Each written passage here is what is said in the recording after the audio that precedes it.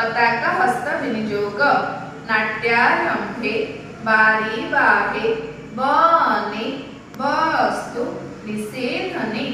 उच्चस्थले निशायञ्च नद्यां अमरमण्डले तुरंगे खंडने वायु शयने गमनागमे प्रतापे च प्रसादे च चंद्रिकायन घनादपे कवाटघाटने सप्तविभक्तार्थे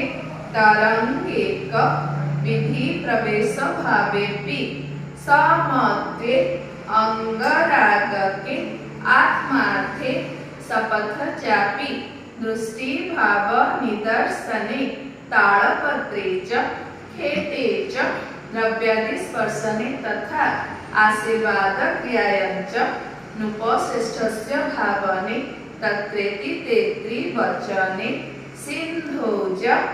स्वीकृति क्रमे संबोधने पुरोरोपि खड्ग रूपस्य धारणे मासे संभोश्चरे वर्षादिने समार्जने तथा एवं मध्यस्थु युज्यते पताका हस्त भावना।